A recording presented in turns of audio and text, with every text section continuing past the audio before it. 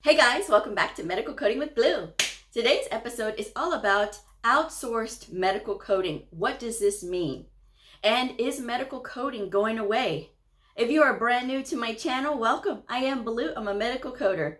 I got a concerned email from a viewer who was writing in about this. So I'm going to read the email and then we're going to discuss. So thank you to the viewer who sent this email in and let us begin. All right, so she writes, "Hey Blue, I love your videos, how straight up you are with us, keeping it real. I just got a job as a medical biller, but at the end goal is to be a medical coder. My team has 2 coders and I got to meet them today. I asked them how many encounters they average per day and they gave me an interesting response. They told me that they source their coding out and they only deal with denied claims. Is this a good thing to get into in the future? It sounded very strange to me. I would love your input. Thank you so much." All right, so here's the thing.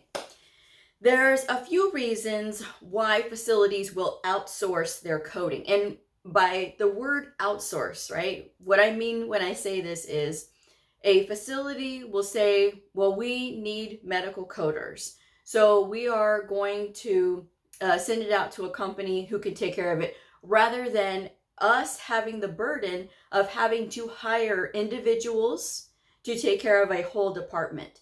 There's many reasons why companies do this. Sometimes companies will have to be under a certain cap when it comes to the amount of employees that they have so that they can have other benefits. Now, I don't know for sure, but sometimes that happens. You have to only be able to maintain a certain number of employees and you cannot exceed that. Well, if they know they have enough encounters to send this out to somebody else, like an outsourced company, that's when they'll do something like that. You know, that is one possibility of why they do this. And outsource meaning that they hire another company to take care of it. It doesn't necessarily mean that it's going overseas. There are plenty of outsourcing companies located here in the US, and there are some facilities that will not outsource their work, their coding work overseas because they've had too many instances of problems. And not to say that, you know, all the companies overseas have problems, but they have experienced it enough to know that they do not want their medical coding to go overseas. They will have it, you know, here based in the US with native English speakers. Now, here's the thing. Before you come at me, hold your fire. Here's the thing.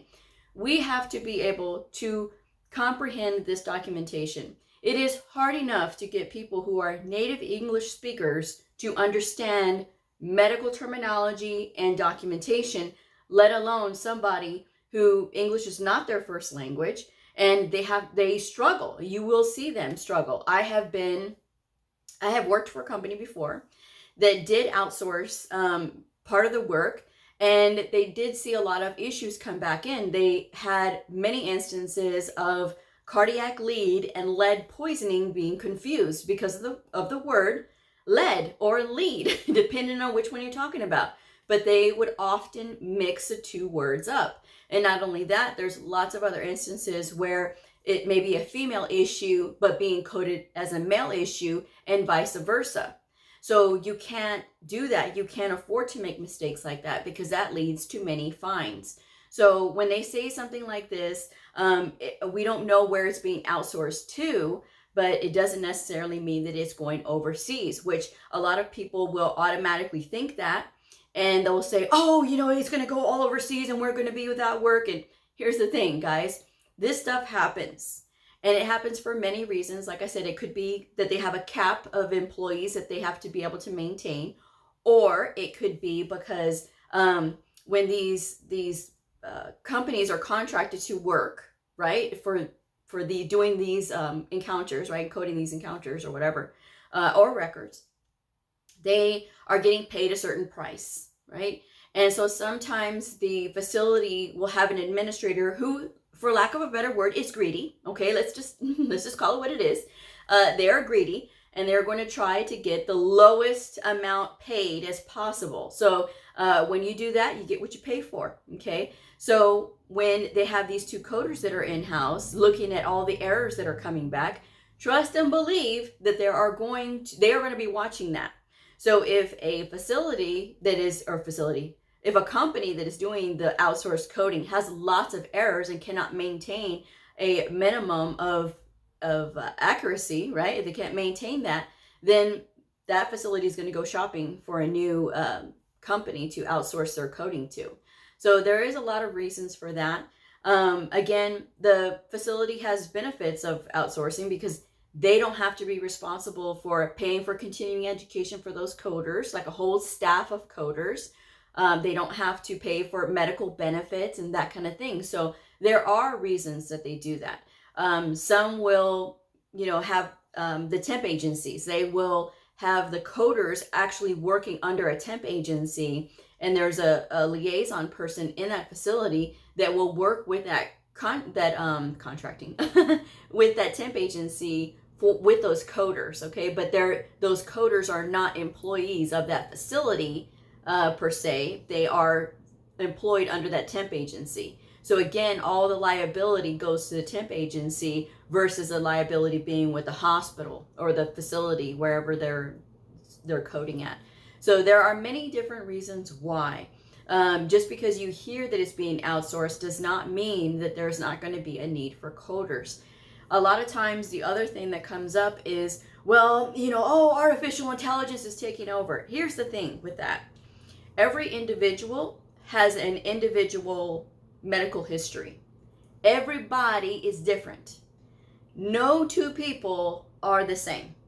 No two people are the same. With their medical history, age, everything. Not even twins, okay? You will find twins with two completely different medical histories altogether. So it really all depends. The thing with artificial intelligence is they've tried to make it where, they're trying to streamline that process to make it one size fits all, and that does not work.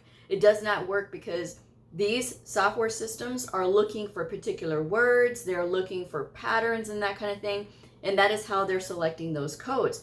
And you see these electronic medical records, they're doing the same thing. They're looking for codes, which is why you have to have the coders or the human eye to look at this information and see, okay, where is the problem? Because they'll just, the system's only as smart as you're letting it be, right? And it has to it has to go through its own little algorithm and go through all of these checkpoints and stuff like that to give the code or whatever. Doesn't necessarily mean that code is correct. Doesn't necessarily mean that code is not correct, but sometimes that is why they have the coders to look in it and review it, audit it essentially, and be looking at, okay, well, actually, no, that's not the code, it's this other code. Because doctors are going to think differently every single day. And they are not going to, even the best of surgeons, the best of doctors, the best of PAs, nurse practitioners, they will not document consistently the same each time. So there's going to be instances where things will change. And that is why I say, when they say, artificial intelligence is taking over, they've been saying that since 2008. And they've probably been saying it since the early 90s, okay? So again, if somebody's out there trying to discourage you, from getting into this because, this artificial intelligence is going overseas, they clearly don't know what they're talking about. Okay, so it's very important that when you're looking at, who are you getting your information from, that you get it from a very good source. Now, this lady, she talked to the two coders, and they had said what the situation was at their facility. And again, that's at that facility. That's not at all facilities. All right. And so the other thing about the artificial intelligence is expensive. It's an expensive venture to get into. And not every facility is going to want to spend that kind of money because there are other things that the facility needs to consider, like equipment and PPE and all this other good stuff. So there's lots of different ways that money is being spent. But medical coders can show their value by becoming high caliber. And I talk about being a high caliber medical coder quite often, as far as like doing your studying and making sure that you understand and putting in the time and the work, folks. That's what it is. And so when you do something like that, it makes us more valuable. I am valuable at my facility. I know this. No one has to tell me, because I've known what I've done for my clinics and the clinics that I've rescued. And not only that, the providers that I've educated. I know this, all right? So this is giving me the ability to be able to do a lot more things. When you educate yourself and you take the time to educate your providers when you're a coder and you're in the facility, or even when you're remote is a little harder because you have to really kind of work at that. You know, there's no inflection in email. An email is a lot easier to ignore at the end of the day. So it's a lot harder when you are remote. This is why I always tell people, don't concentrate on getting a remote job right out of the gate. You know, for brand new medical coders, you really do need to be in the facility. But that is a whole nother episode, and I won't get into that one again. But having that ability to be able to really comprehend and understand this documentation is going to give you the ability to be able to go anywhere. And it is going to be able to give you the ability to be able to get a job at any time. I know that I could, not that I want to leave my facility, but if I wanted to leave my facility today, I could, because I have a lot of experience and I have a lot of know-how and I have a lot of skill. And because of this, I am able to go anywhere that I want to. So that is the thing. I know in the beginning it's difficult, you know, like when you're a brand new medical coder and gosh, I'm still trying to learn. And, you know, these places are saying they're outsourcing, you know, their people, but it doesn't, you don't know where they're outsourcing their people to. If it is for a contract company, get yourself involved with that contract company. If it's a temp agency, register with that temp agency. You know, October was the month of, that I was campaigning for the temp agencies. If you're brand new and you're struggling right now to find a job in medical coding and you're wondering, am I doing the right thing? Yes, you are. You just got to keep applying. But last month I talked about applying with a temp agency. There are many temp agencies out there. If you Google in your area for temp agencies for medical personnel, they will pop up. I did this for the city of Dallas. I am not in the city of Dallas, but there were plenty that popped up that specialize in medical professions. That was how I got my foot in the door. And before you foo-foo the temp agencies, it led me to 2 very good jobs that gave me the experience to get me where I am today. So I would never not encourage folks. I would always encourage you guys to make sure that you're applying with a temp agency. Because for every assignment that you're put on, even as a brand new medical coder, because remember, that facility is just looking for a body to fill a seat. And you have the benefit of learning their electronic medical record, which you can put on your resume, check. Their encoder, another skill, check. And being under production standards and accuracy standards, that's going to start giving you that experience. And even if your resume is going to show places where you hopped around, that's okay, because it's going to show that you are willing to try different places. Okay. And sometimes when you get those nice assignments, you know, for a few months, my first assignment was at a cancer therapy research center. We were coding the backlog. So essentially in that instance, that was outsourced work. Okay. We were working with the temp agency. We were not working with the cancer therapy research center. We were employees of the temp agency. And now there were coders on staff with the cancer therapy research center, but they had to do other things. So that work got outsourced to us. And they were making it kind of like a game. We had to compete. There was 3 of us that were there. We were all brand new, and they said they're willing to take on somebody that's brand new, but you know, we want to see, you know, who we want to keep. And it wasn't because of technical ability that I wasn't selected.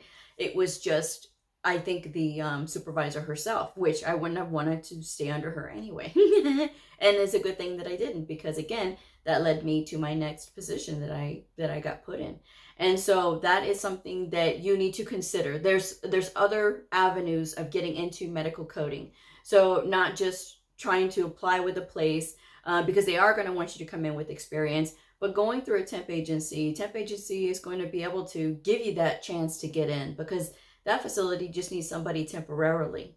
And if they just need somebody temporarily, they're not going to expect a whole lot, but it doesn't mean that you can't bring your A game.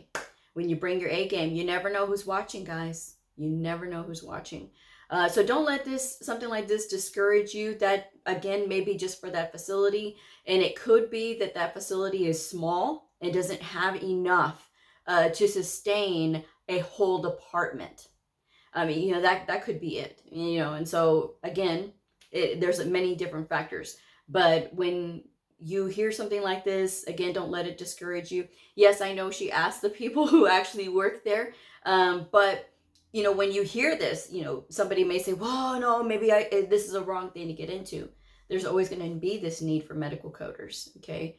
There's the healthcare industry has been here for a long time. It's not going anywhere because everybody needs to see the doctor. But again, making yourself so valuable that they are going to need you is the key. At least that's just my advice anyway, guys. But that is my answer on that one. Just keep looking if you're out there looking. If you're starting in the medical billing side, that's great, because you're getting familiar with, you know, the different insurance companies and their thought processes and things like that. And so it does help you when you are a medical coder to have already had that billing experience. Education is the key, guys. Education is the key. All right, so I'm going to go ahead and wrap this one up. Thank you guys so much for joining me. I hope that you'll like and subscribe to this my channel, because I do all kinds of videos all the time. If you have really good questions, sometimes I make it into an entire episode. But if you have any basic questions like how do I get started, you know, maybe I'm older and I want to get into this, I've got plenty of videos. You can check out all of my videos on my channel. And I try to make each title a good representation of that content. So I hope that you will look through those. And again, if you have any comments or suggestions on videos, let me know in the comments below. And I will see y'all on the next episode. Bye.